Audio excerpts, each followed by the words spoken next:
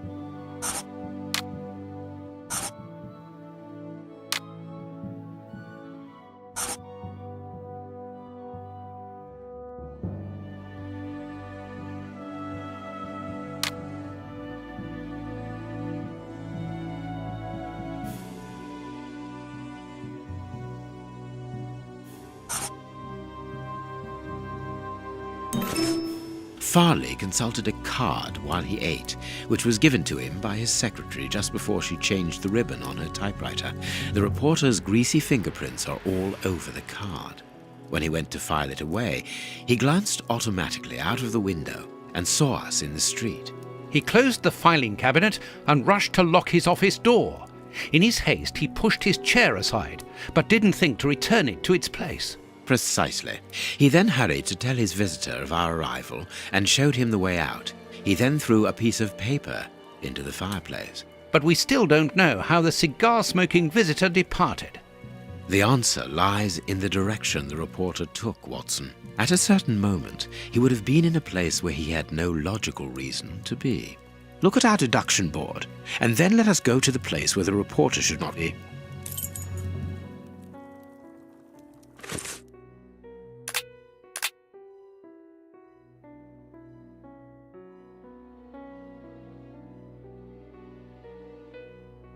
Perfect. Yes, Watson. In his haste, Farley dropped this book, taking it from the shelf. Let's search this place. There's a control box built into the filing cabinet. This box must open the secret door. We don't know the combination, Holmes. The answer is perhaps within the question, my dear fellow.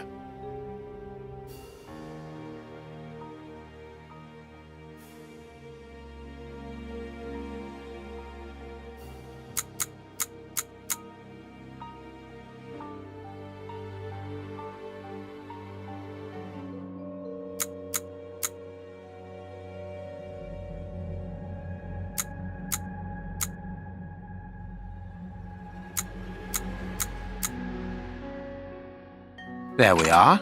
It is simplicity itself. Let us go and look at this secret exit, Watson.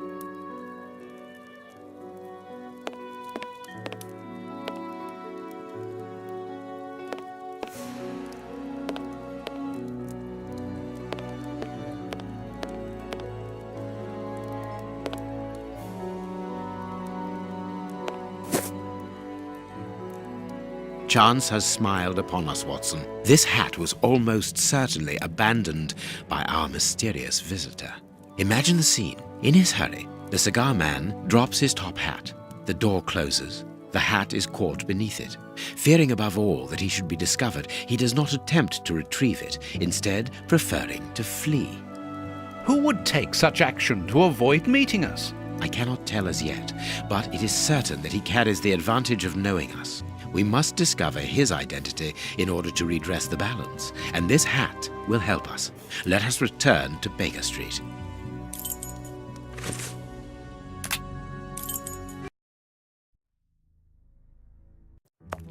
Let's hope that an examination of this top hat will reveal to us the identity of its owner. It will, you can be sure of that. For once, I must insist that you allow me to work alone, Holmes. As you wish. Take your time. I will examine this hat at my work table.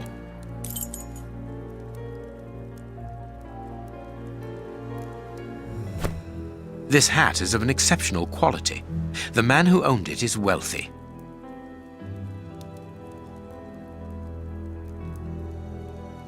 Someone has changed the ribbon for another, more modern one, which shows a certain taste for current fashions. Not a mistress, but someone who pays attention to details. This man is married.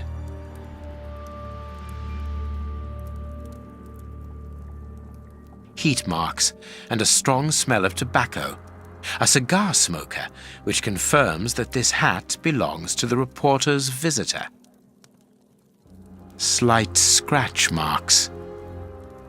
This hat was made to measure by a well-known hatter located near the Old Bailey.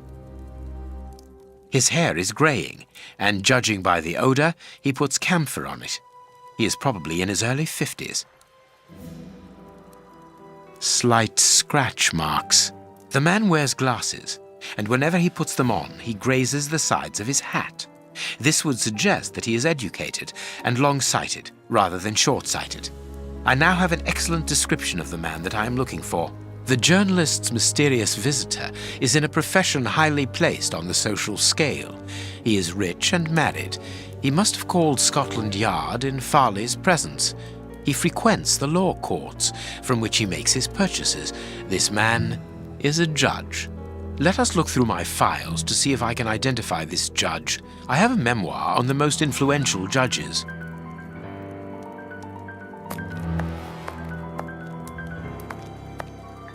I have found my file.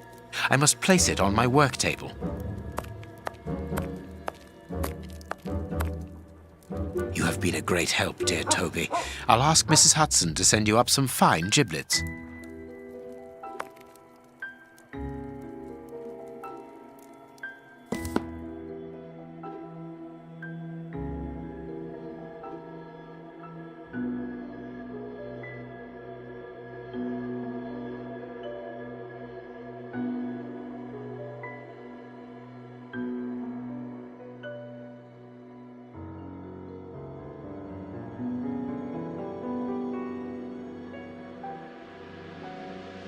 That's not right.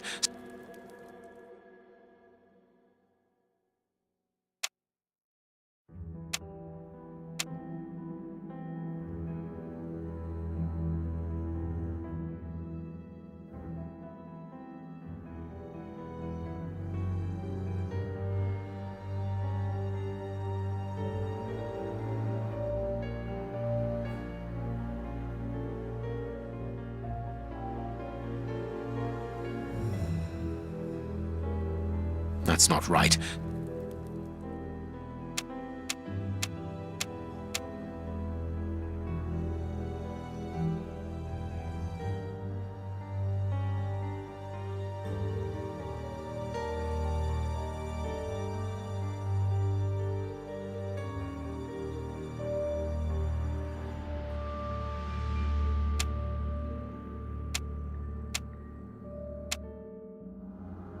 Right. It is him, Judge Beckett. Have you discovered the top hat's secrets, Holmes? Watson, this hat belongs to Sir Coutts Beckett, a judge of the court at the Palace of Justice in London. A judge? Wait, did you say Sir Beckett? That name rings a bell. Yes, that's it. What an extraordinary coincidence. Holmes, I was reading something about him in the Globe Explorer only this morning. Decidedly, this Beckett seems to have solid ties with the gutter press. I bought it from a rascal who ran off without giving me my change. I'm sure that I've seen him before, and... Spare me the details, Watson. Show me the article.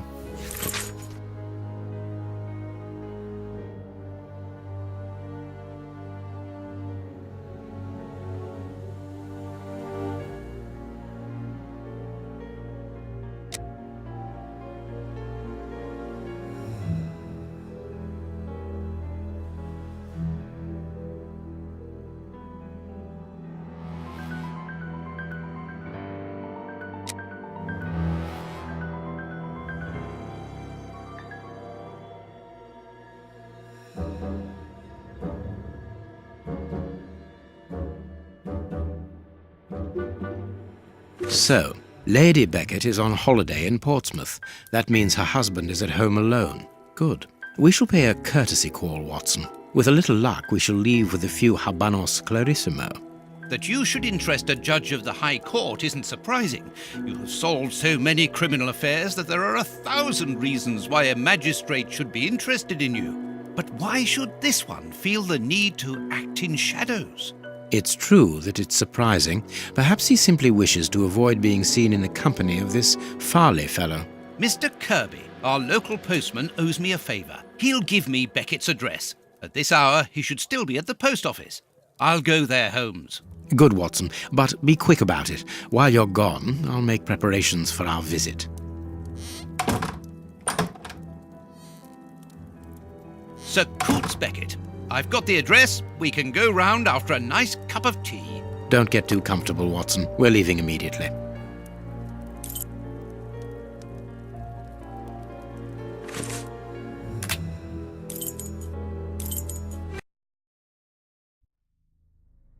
This is the front of Judge Beckett's property. It's enormous. It looks very luxurious, Holmes.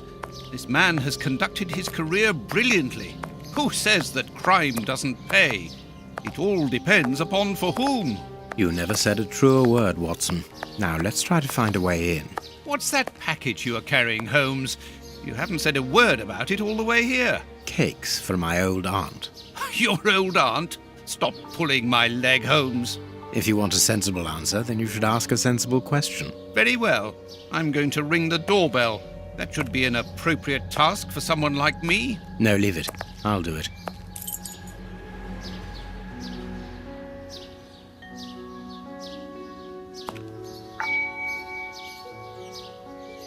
No reply. The house seems empty. Shall we wait, Holmes? No, we shall enter discreetly. The judge's absence is a blessing. It means that we can investigate without being disturbed. You're thinking of breaking into the judge's house? Have you gone mad, Holmes? Don't worry, I shall be careful to remove any traces of our visit. Listen to yourself, Holmes. You're talking like a common criminal. Closed.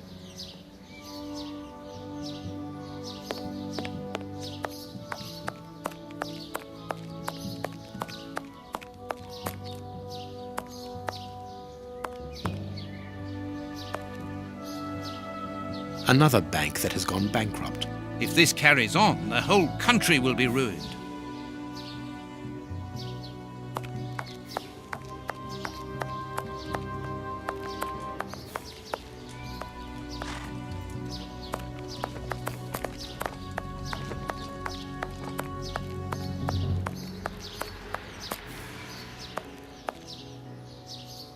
Mr. Holmes, Dr. Watson, how nice to see you again. Do you remember me?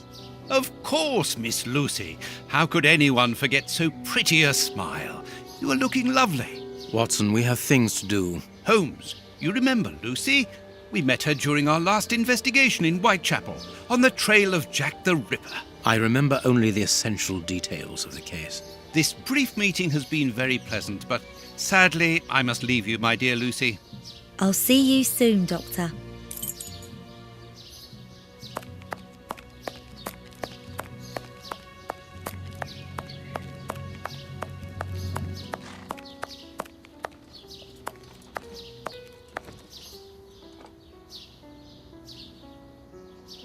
Someone moving. Even the residents in the well-off area are having to leave their homes. What a time! It is not surprising. The lack of goods and work makes life hard in London.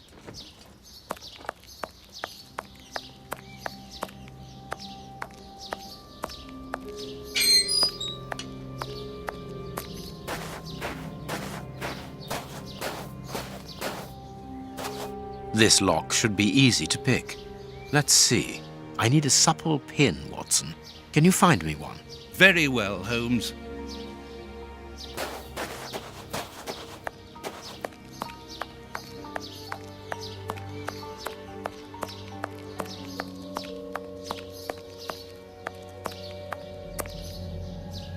Ah, Lucy, you have no idea how heart-lifting it is to meet you here like this, particularly at this time.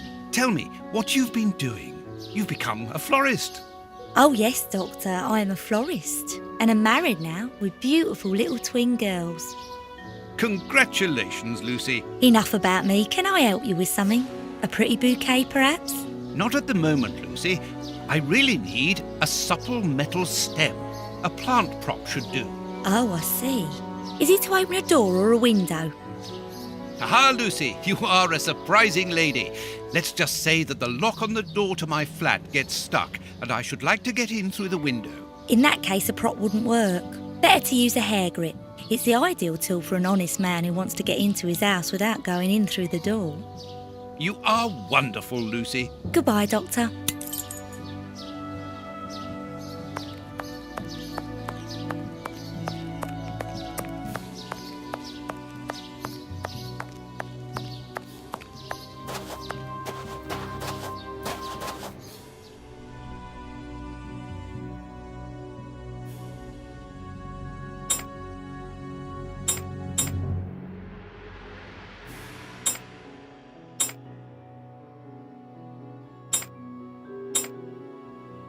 That's not right. Start again.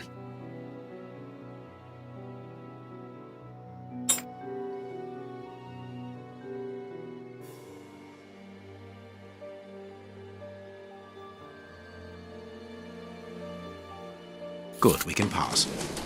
Here's the kitchen. There's enough room to feed a dozen people in here. Yes, according to the newspaper, the judge's wife also feeds her pupils, in addition to teaching them. Cooking oil. There's something interesting here. An oar lock. This isn't the place for it.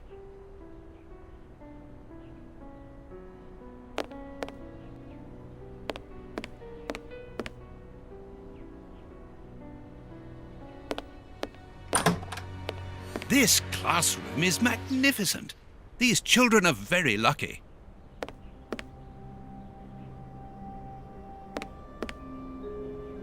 Can you hear that small metallic sound? There is something inside there. It is a wedding present. It must have a special meaning for Miss Beckett.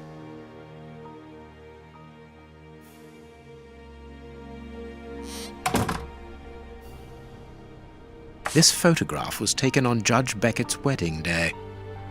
This is a photo of the judge and his wife.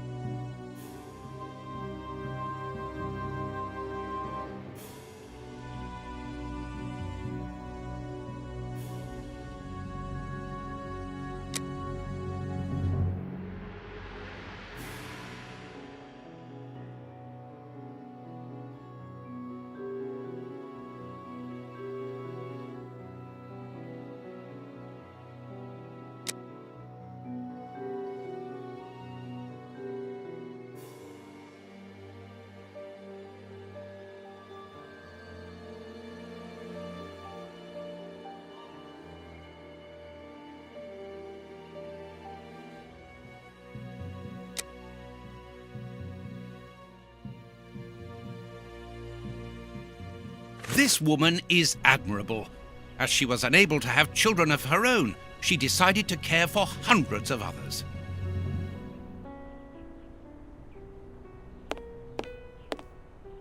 The blackboard shows the last lesson given to the children, ancient Greek. This screw is stuck. It is preventing the picture from turning.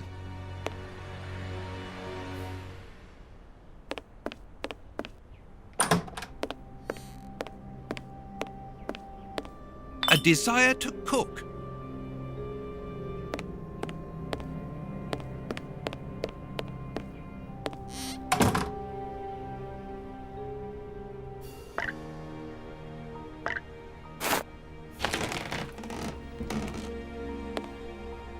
Greek letters. Copy them down, dear fellow.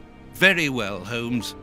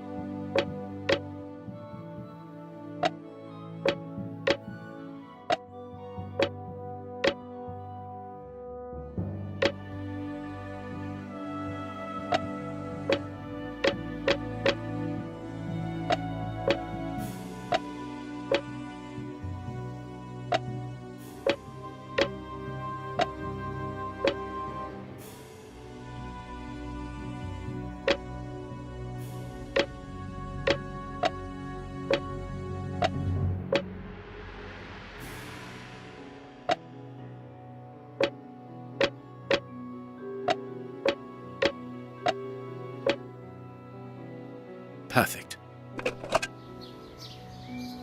An oar lock.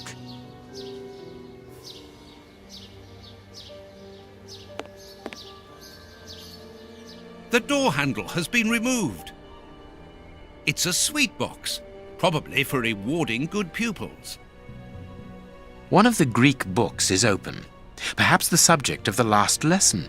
Everything points to someone who does not wish us to open this cabinet, which is a good enough reason for opening it.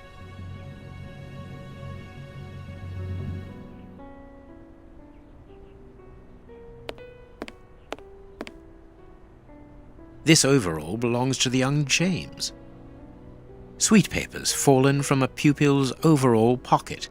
Well, the young James has stolen the handle to the sweet cupboard so that he can pilfer it whenever he likes. If we find his desk, we will find the handle.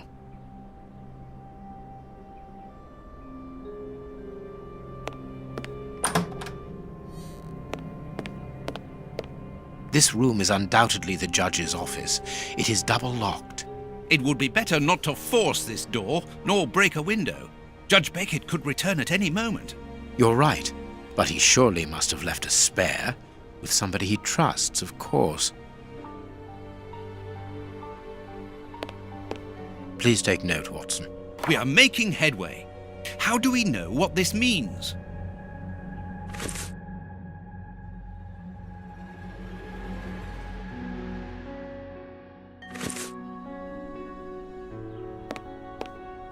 There is no point in visiting the upper floors. We know from the newspapers that this building is deserted, so there is no risk of anyone coming down and surprising us.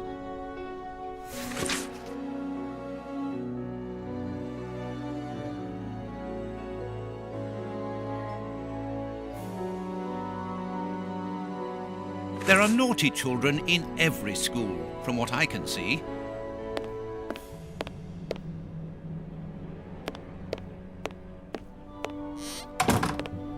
A book about student organizations in the United States of America.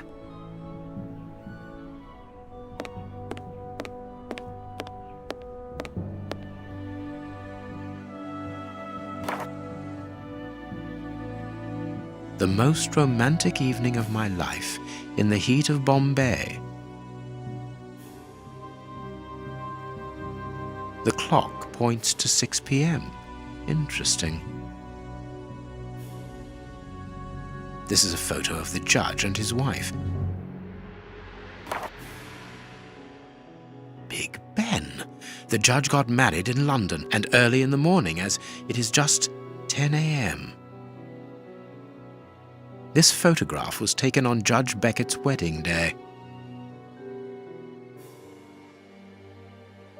There is some connection between cities and numbers on top of the box, but I lack the necessary information to obtain the solution. Perfect.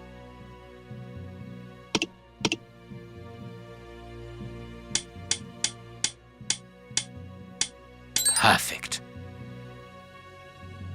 There we are. It is simplicity itself. A key.